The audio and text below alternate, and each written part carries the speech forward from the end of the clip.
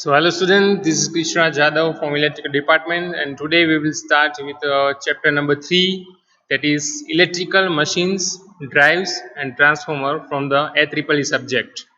Okay, so let me start.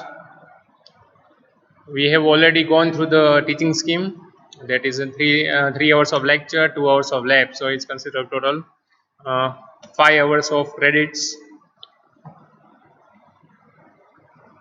We have already gone through the syllabus, and we will start with the chapter number 3, that is electrical machines, drives and transformer, which is consists of a total marks of 20 hours of weightage, and it will probably takes 12 hours. Okay, in this chapter we will cover basically these 10 topics, and we will start with the first topic, that is transformer. Okay. So what is transformer basically? You have seen this type of transformer in many places, substation or various pole mounted transformer, or you have even see the transformer in the various electronic circuits in miniature size. Ready? So transformer is basically a passive electrical device that transfer electrical energy from one electric circuit to another, or you can say one electric circuit to multiple circuits. Okay. So what it does, it generally transfer from energy from one circuit to another in isolation form. So there is no any physical contact between primary winding and secondary winding. Another definition of transformer is transformer are electrical devices consist of two or more coils of wire that are used to transfer electrical energy by means of changing magnetic field. So generally transformer using a magnetic principle to transfer energy from one winding to another. Let me see some of the circuits. Okay, let me see a working principle of the transformer. So here there is a diagram of one transformer which represent the basic concept of the transformer. Here you can see laminated cores. These are the all the laminated cores in which one of the limb, this vertical pole, or you can say vertical path is called a limb, and this horizontal path is called a yoke. This is limb and this is yoke. On the limb LIMB, we will wind up a winding that is called as primary winding. Okay, in which we are giving a supply from this side. So it will generate a flux. That is, this dotted line represent a flux line. Whenever there is a current pass through this winding, which is called a primary winding, it will produce a flux. This flux will pass through this laminated core and link with this secondary winding. So, the second side winding is called as secondary winding, and at this place we will connect our load. Ready? So the main principle of operation of transformer is mutual induction between two circuits which is linked by a common magnetic flux. So this is a mutual inductance which is linked by a common magnetic flux that is represented by phi. This symbol is known as phi. Flux is represented by phi.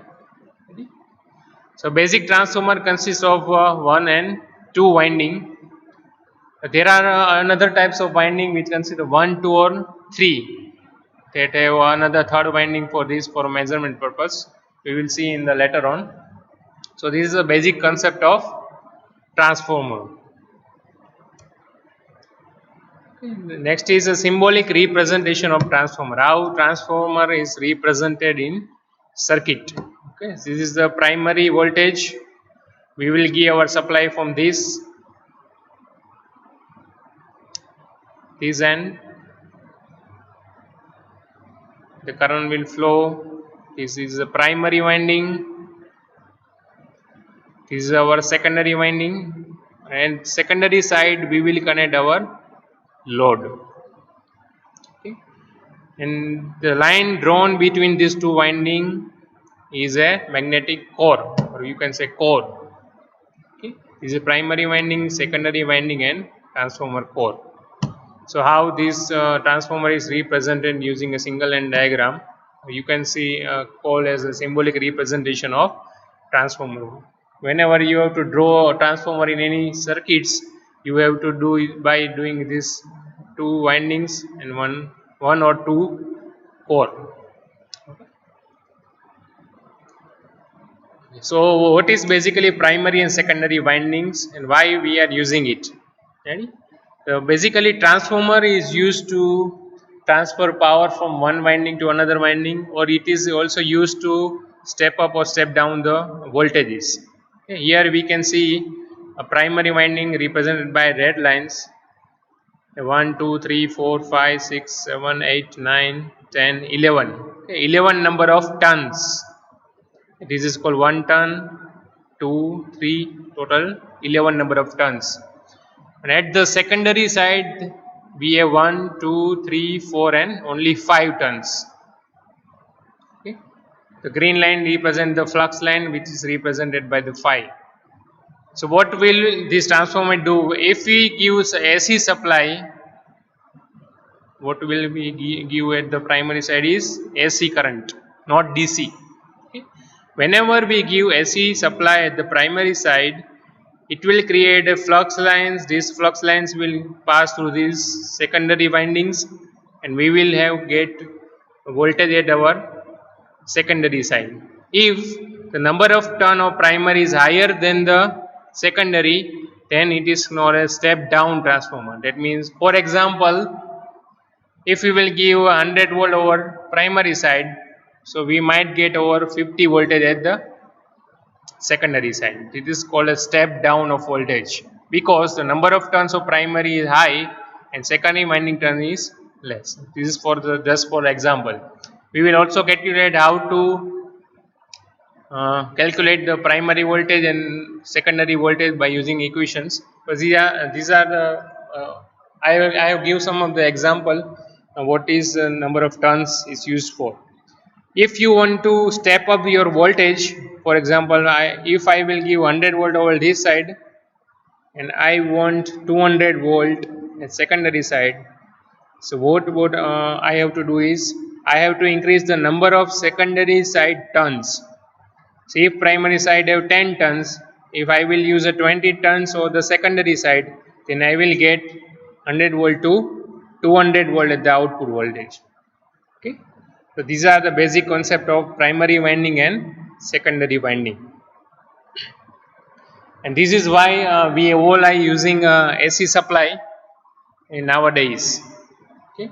Because in DC the transformer will do not work because in this concept we require a rate of change of flux that will be available only in AC power supply.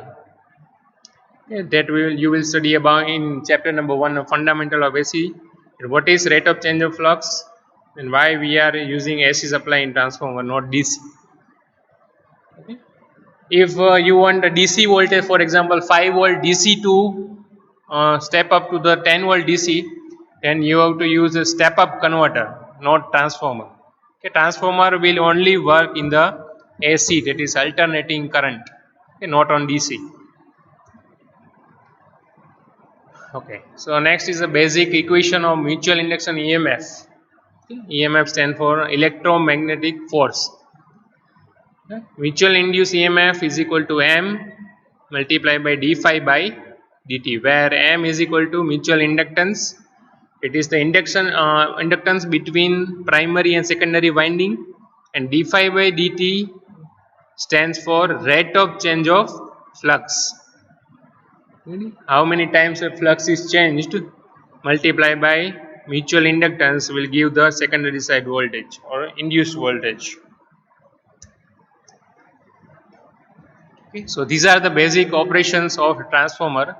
What transformer will do is transfer of electric power from one circuit to another, is basically transfer power from primary side to secondary side. Next is transfer of electric power with increased or decreased voltage without any change in the frequency. You will study a basic concept and fundamentals of electric supply, that is voltage, frequency, in chapter number 1. But I will give a basic general idea about frequency, that is number of AC cycles completed per second is known as frequency. We have in India, we are using a 50 hertz of frequency. Okay, so unit of the frequency is hertz, Hz, hertz. So what does 50 hertz means? Then AC cycle, one AC cycle, I have drawn one AC cycle. This is one AC cycle. Okay, this is called as one cycle. So in 1 second there are number of cycles. 50 cycles completed in 1 second is known as frequency. Okay. So what transformer will do? It will either increase or either decrease the voltage. Only voltage, not frequency. Frequency remain unchanged. Okay. Next we will see transformer with the principle of electromagnetic induction. Transformer using electromagnetic induction principle for transferring power from one circuit to another circuit. It will also do the two electrical circuit are linked by mutual inductance. So transformer basically does linking of two mutually induced EMF, and it will link the two primary and secondary circuits. Okay. So these are the basic operations of the transformer. Okay, next we will see the construction of a transformer. Okay, there are two types of transformer on the basis of the construction, namely core type of transformer and cell type of transformer. In core type, there is a winding surrounding a laminated core, and in the cell type, the core is surrounding by the winding. We will next see the picture for better understanding. There are mainly two parts of the transformer, core and winding. So let me see. Okay, this is the example given for the core type of transformer. So this dark portion represent is a core, and around this core there are a primary and secondary winding. So this is known as a core type of transformer. Okay. Similarly, in the cell type of transformer, you can see the difference. The core is surrounded around the winding. So winding is inside and core is surrounding the winding. Where in the core type, winding is surrounding by the core. Okay, in this we are using a paper, cloth or mica as an insulation. Okay, all these copper wires are insulated with a proper insulation layer. Otherwise, this all the copper wire will get short. So this is the primary winding. We will give supply over here. It will generate flux. The flux will pass through the core, and the voltage is induced in the secondary side, and we will get the voltage over here. If the primary side number of turns is less and secondary side number of turns is higher, we will get higher voltage at the secondary side. Clear? And vice versa in the step down process. So these are the basic concept of core type and cell type of transformer. Next, there is a classification of the transformer. We can classify the transformer on the basis of the purpose. For example, if we are using the transformer as a step up transform to increase the voltage, then it is known as a step up transformer. And if we are using the transformer for decrease the voltage, then it is known as a step down transformer. Yeah. Next, on the basis of the type of the supply, if we will give a single phase power supply the primary side, that is, then it is known as a single phase transformer. If we will give three phase supply at the primary side, then it is known as a three phase transformer. On the basis of their use, okay, that is known as a power transformer. If you are using it for the high rating, okay, distribution transformer. we are using transformer for a distribution network to distribute power from the substation to our houses, that is known as a distribution transformer. And next is instrument transformer, that we generally use in the instrument used in the industries, various instrument. Next, on the basis of the cooling employed, we have to provide a cooling inside the transformer to cool the copper windings. Okay. Generally, we are using a oil filled self cool type, oil filled water cool type, and air blast, that is transformer is cooled by the air. We are using fan for cooling the transformer. Okay. Next, classification is based on the basis of the construction, that we have already seen core type and cell type. And last one, on the basis of the measurement, that if we are using transformer for current measurement, then this transformer is known as CT, or we can say current transformer. If we are using to measure the voltage or potential, then this transformer is known as potential transformer or PT.